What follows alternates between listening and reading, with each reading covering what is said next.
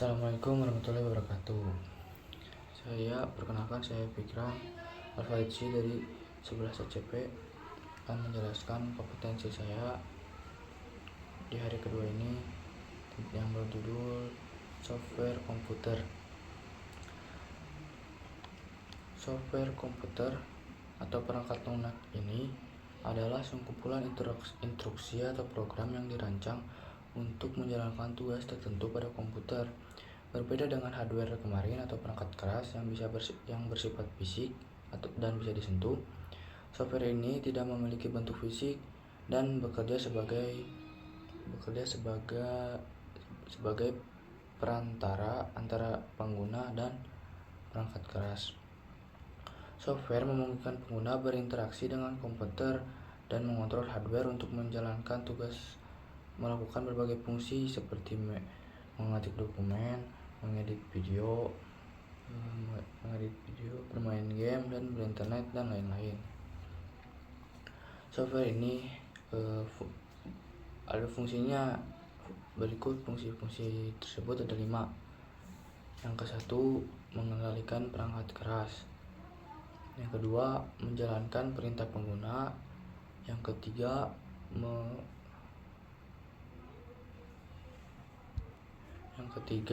membantu pengguna menyelesaikan tugas-tugas tertentu. Yang keempat, memungkinkan interaksi antara manusia dan komputer. Dan yang terakhir, yang kelima, mengelola sumber daya sistem. Adapun jenis-jenis software komputer yang dibagi 4 kategori utama, yaitu ada software sistem, ada software aplikasi, ada software pemrograman, dan software middleware. Yang ke-1, software sistem atau sistem software. Software ini software ini digunakan untuk menjalankan perangkat keras dan menyediakan layanan dasar bagi software-software lain, seperti contoh sistem operasi yang contohnya Windows, macOS, Linux, dan Android. Yang kedua ada driver, dan yang ketiga utility program seperti antivirus, disk cleaner, dan defragmenter. Yang kedua, software aplikasi. Software ini digunakan untuk melakukan tugas-tugas tertentu yang diinginkan pengguna. Contohnya Microsoft Word, Adobe Photoshop, dan game komputer lainnya. Dan yang ketiga, software pemrograman. Software ini digunakan programmer untuk mengedit dan menguji software lain, contohnya seperti compiler, editor teks khusus, dan IDE. Dan yang keempat, software middleware.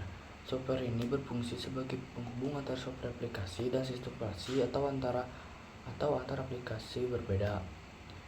Contohnya database middleware dan message oriented middleware. Adapun contoh hubungan antara software dan hardware, misalnya ketika kamu mengetik di Microsoft Word, keyboard atau hardware-nya mengirimkan sinyal ke sistem operasi, dan sistem operasi mengirimkan sinyal ke Microsoft Word sebagai software aplikasi, dan Microsoft Word menampilkan huruf yang diketik keyboard di layar monitor.